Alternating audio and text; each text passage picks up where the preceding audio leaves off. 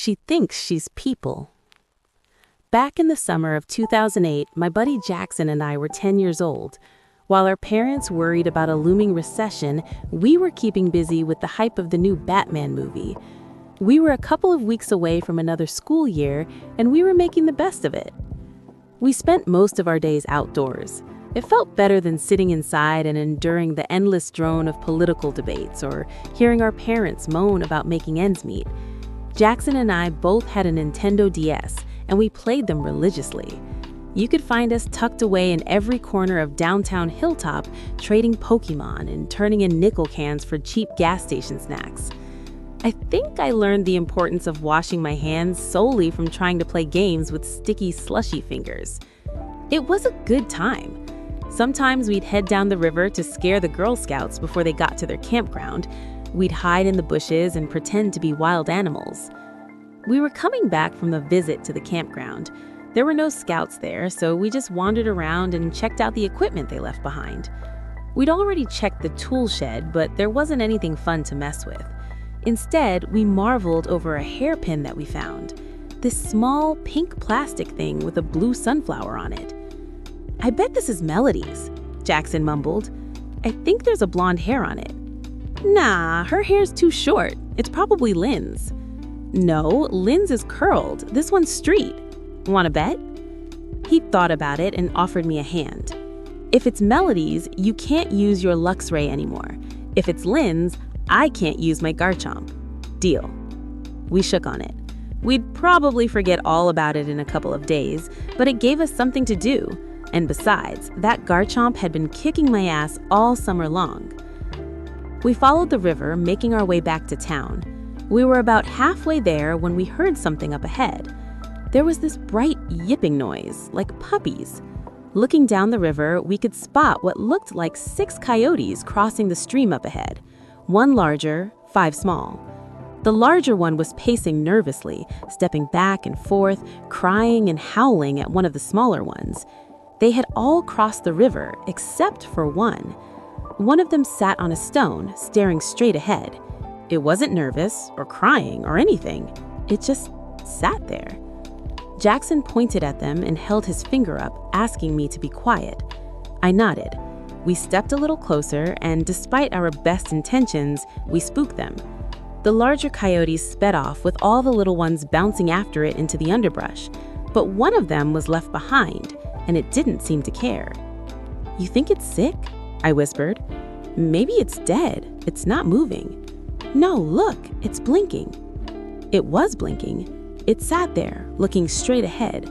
It almost looked sleepy, like it didn't have a care in the world. We waited for a couple of minutes to see if the mother would come back, but she never did. I was curious. We got close enough that we could poke it with a stick if we wanted to, but we didn't. It was a coyote pup, looking right at us, and it wasn't moving. It looked fine, though. Bright eyes, steady breathing, healthy fur. It locked its yellow eyes on me, like it was trying to make sense of what kind of strange dog I was supposed to be. Then it stood up. It balanced on its hind legs. "Jesus, that's cute," Jackson beamed. "Why is it standing up?" "Who cares? It's cute." "But they don't do that. They don't stand up." Jackson nodded but couldn't stop smiling. "Maybe she thinks she's people." He took the pink hairpin with the blue sunflower and removed his shoes. Step by step, he made his way into the river. He carefully reached out and attached the hairpin to the coyote's perked ear. "Look," Jackson smiled.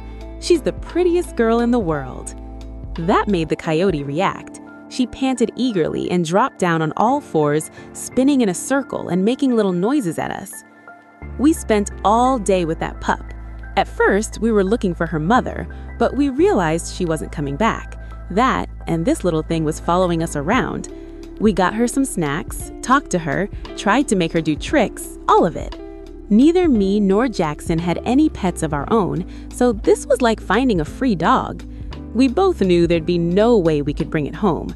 Not only was it not a dog, but our parents were in a bad spot.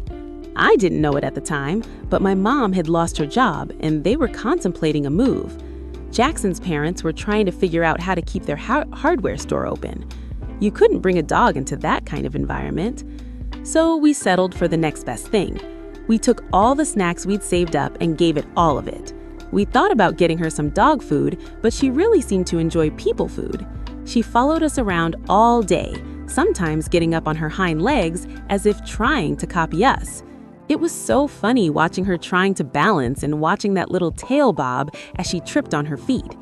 Sometimes as we walked, we could hear a little yip as she stumbled over something. Jackson decided to make it easy for her and carry her around. She seemed to like that. She was small enough to sleep in the pouch of his hoodie. We found a spot for her behind a dumpster outside the abandoned sporting goods store. We stuffed Jackson's hoodie in my backpack, making a little nest. Before we left for the day, I bent down and whispered, "We'll be back first thing in the morning, all right?" The coyote yelped at me and tilted its head. "I know, but we'll be right back." It yelped again. I paused, looking into those yellow eyes. The coyote did nothing. I looked a little closer, speaking in a lower voice. "Do you understand me?" The coyote tilted its head. It didn't respond, but bobbed its head and wagged its tail. Whether it understood me or not, it was clear this thing enjoyed our company. Jackson said his goodbyes and scratched her behind the ear. "Who's the prettiest girl?" he cooed. "You are. Yes, you are." The coyote almost danced around the backpack as it jumped and rolled, making little puppy noises. For the next few days, that coyote pup was our world. We took her everywhere, and we didn't need a leash or anything. She would follow us around, shared our snacks, and cuddled up next to us as we played our games and talked the summer day away. Jackson wanted to call her Megan, as in Megan Fox, but I vetoed it. We ended up calling her Jessica. I had a bit of a crush on Jessica Biel back then, so if our pup was to be named after the prettiest girl I knew, well, that was it. It worked for Jackson too. He had a thing for Jessica Alba, so Jessica it was. Little Jessie Pup. We forgot all about the hairpin in our bet, but Jessie Pup still had it bobbing from her ear. She didn't make the slightest attempt to remove it. She really was a little lady.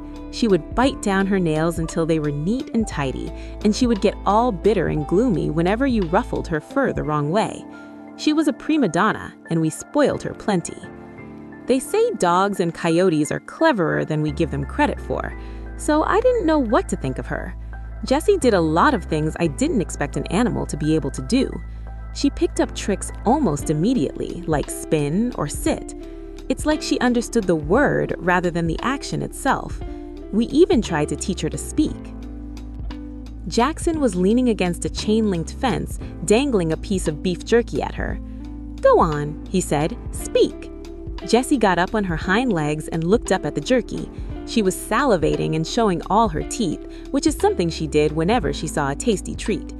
Then she turned her attention straight forward to Jackson. Her tongue retracted into her mouth as her paws lowered. Her legs didn't shake anymore when she stood up. She was getting good at it, really good. When she finally made a noise, it was less of a bark and more of a hacking cough. At first, I thought she was choking on something, but Jackson was still holding the treat. Instead, she repeated the sound a couple of times until it started to sound less like a cough and more like a groan. "You hear that?" Jackson said. "She's just coughing." No, listen." I leaned down to get on her eye level. Jessie turned to me, her body never once wobbling despite balancing on her hind legs. She stared at me with those big yellow eyes. "Go on, Jessie, speak." She opened her mouth and turned a little, as if to align her throat at the right angle. Then she let out a breath in a huff, like she was clearing her throat. And I swear to God, it sounded like hello. Jackson was ecstatic about this development. He would try to get her to say all kinds of things, like our names, our town, or the name of the streets. Half of the time, she could do it pretty well. You could kind of hear what she was saying if you really listened for it. But to a random bystander, it would have just sounded like phlegm and groaning. But to two 10-year-olds, it was magical. Jessie, the magic pup. We got her a better place to sleep. We propped up a big old gym bag and remade a hubcap into a water dish. We made sure she was comfortable, and Jackson stole a decorative pillow from the couch in his living room. It was hard and embroidered, but Jessie loved it. She was always at her best whenever we treated her like one in the gang, rather than a pet. But nothing made her happier than having Jackson call her the prettiest girl in the world. That was by far her favorite thing. We noticed over the coming days that Jessie was getting a bit too adventurous. She would stray from her nest and almost walk into traffic, so we had to do something to keep her safe. She was growing fast, and with her new gym bag nest, we could move her around whenever there was too much noise or traffic. We ended up going back to the Girl Scout camp since they had packed up for the summer. There was that tool shed with a broken wood panel that you could crawl under, so we could make it like Jessie's own little house. We would sneak out leftovers from our houses. Jackson did this thing where he would say I loved his mom's cooking so much that he'd like to bring me some. It always worked. I would say the same to my mom. We did this every now and then so we could bring Jessie an extra portion. Jessie did this thing where she would slap her paw straight into the food and scoop it up, like she was trying to use her paws to eat. She seemed fresh. I wasn't so sure she was. I loved that pup, but there was something strange about it from the very beginning. Maybe it had been sick all along. There must have been a reason it was left behind. While I wandered off to get some snacks, I decided to stop by the river where we'd found her. That one spot along the river is a bit eerie. It's the one place where the birds are silent and the dragonflies stay away. You can see ants walking in circles. If you look into the water, you can see river stones aligned in repeated patterns. Something had happened there, but there was nothing that really stood out. There was nothing sick, dead, or rotting. I didn't know what to make of it. Not a clue. Not a single one. But no matter how much snacks we gave that pup or how much we comforted her, Jessie just didn't get better. She developed this swelling on her stomach, and soon enough, most of her fur along the tail was gone. And one day, when we went to see her, she was gone. We couldn't find her. We tried to move on, but Jackson was taking it hard. He really, really wanted a dog. He'd wanted one for years. If it hadn't been for his sister being allergic, he probably would have had one by then. We tried making the best out of summer without her. After about a week, there was this one morning when my mom called me over. She used my full name, so I knew it was something serious. I just got out of the shower when I found her in my room, sitting on the edge of my bed. She had this stern look on her face, like she was already scolding me without saying a word. "Would you mind telling me what you've been doing?" she asked. "What do you mean?" "I mean this mess," she said, tapping the bed. "Don't tell me you don't know." "I'll make my bed, sheesh." No, don't do that. Don't dismiss this." She wagged her finger at me, sighed, and pointed a flashlight under my bed. My heart skipped a beat. The underside of my bed was covered in empty snack bags, crumbs, and fur. Lots and lots of fur. Handfuls of it. And at the very end of it, I could see my crumbled up backpack, the one we'd used as Jessie's first nest. "Did you bring roadkill into this house?" Mom asked. "What is this? How did you even—" I didn't do that, Mom. That's not mine." "Oh, I'm sorry," my mom shrugged. "I forgot that this isn't your room and that this isn't your space to care for. I'm so sorry. I forgot that you just drop by here sometimes." She rolled her eyes and handed me the flashlight. "I want it cleaned before you leave, and I need an explanation." I did my best to clean it up. Some of the fur got stuck in the carpet, as if something heavy had slept on it. Jessie had been missing for days. Had she been staying there, in my room, all along? How the hell did she get in without anyone noticing? We didn't have a doggy door or anything like that. And more than that, where was she now? I went through my entire room. My mom mistook it for thorough cleaning, but I was looking for clues. There were paw prints in my closet, dirt on the edges of my bedroom door. I could tell something had been in there, but I couldn't tell what it had been doing. It had to have been Jessie. It just had to. But how? By the time I was done cleaning, it was the middle of the afternoon. My mom gave me a break and let me run out to play with Jackson. I ran to his house as fast as I could, bringing the backpack along. Before I even got to his house, I saw him coming down the other street, running to meet me halfway. We hadn't planned this. It just happened. He noticed my backpack, but I stopped him before he could ask. "She's been in my room. There's fur under the bed." "I know," he nodded. "I saw her last night." He looked a little pale, maybe from the running. He stroked his arm and kept looking around, like he was expecting to see something. "She looked real sick," he mumbled. Really, really sick. Like, what kind of sick? He didn't answer. He just kept his eyes on the ground and tucked his arms tighter. What kind of sick, Jackson? I repeated, but I couldn't get a straight answer. We decided we needed help. Hilltop is on the east side of the river, so there's plenty of ranchers around. Since there are ranchers, there are veterinarians. There was this one veterinarian named Mario who worked downtown. He mostly worked cattle and the occasional doggy ship, but he was good people. He had 2 kids of his own, and he always showed up for career day. When we got to his office, he could tell something was off. All year round, he was used to seeing middle-aged ranchers with baseball caps stumble in to complain about a cow, but now there were 2 quiet boys standing outside his reception. No wonder he came to see us right away. Jackson broke down in tears when he tried to explain himself, so I tried my best to give Mario the full story. I told him about how we'd found a coyote pup and how we'd cared for it when its mother abandoned it. Jackson interrupted me. "It's not just a pup. Jessie, her name's Jessie." I corrected myself as Mario sat him down. I explained how Jessie was smart and funny and cute, and how we'd given her snacks and somewhere to sleep. But when I started telling him about her getting sick, I could see something changed in his demeanor.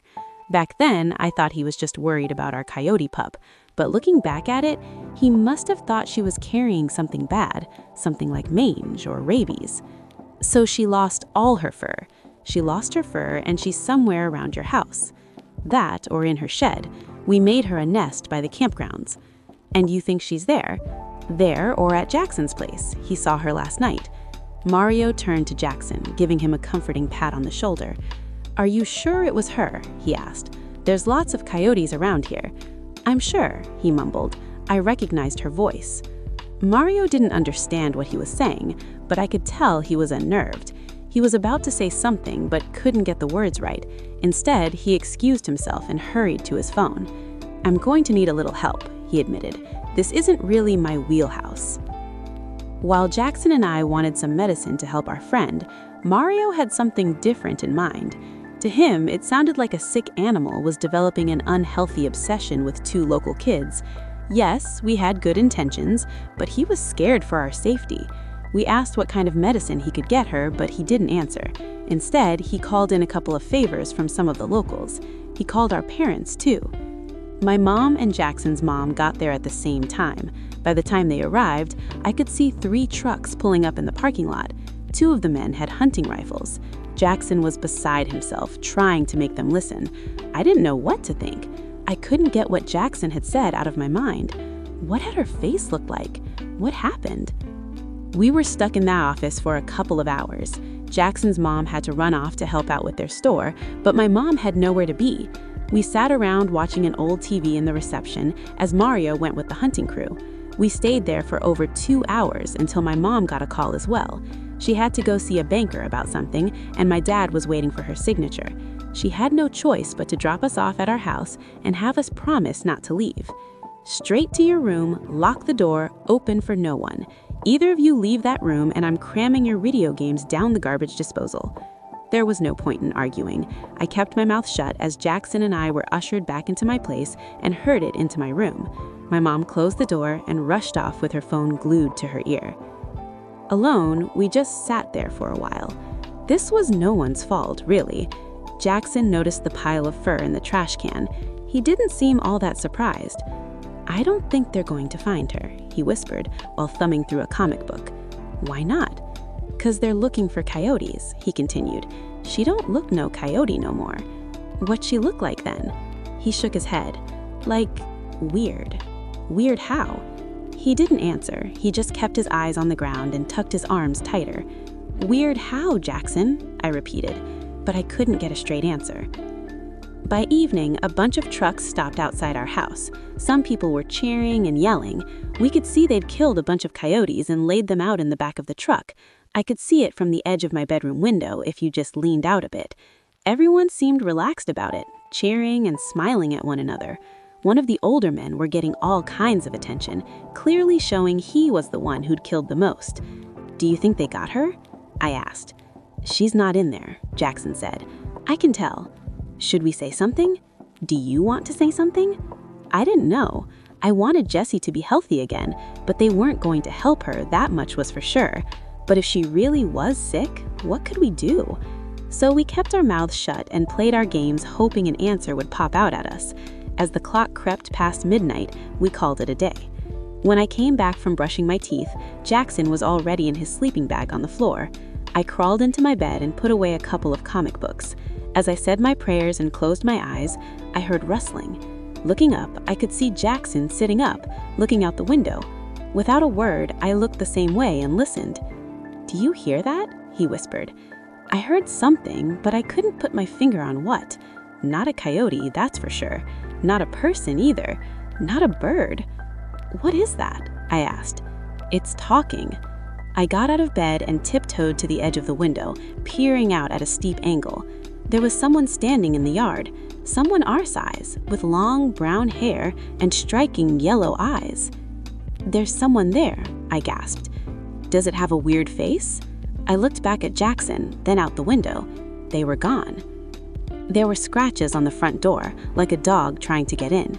I crawled down to Jackson and sat shoulder to shoulder, armed with nothing but a flashlight.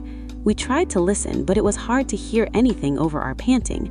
Another scratch at the front door, then something sprinting down the gravel path on the west side of the house, something creaking as a weight came down on the trellis in the garden. Then nothing for a while. The wind was picking up, so it was getting harder to separate the noises. Was that a tap from a branch, or someone coming up the stairs? Jackson didn't take any chances. He pulled up a chair and barred the door just in case. Then he looked up. "Do you guys have an attic?" he asked. "Yeah, but we've checked there. No one's up there." "But can you get in that way?" I thought about it and bit my lip. I shook my head. "No, not unless you climb up on the roof."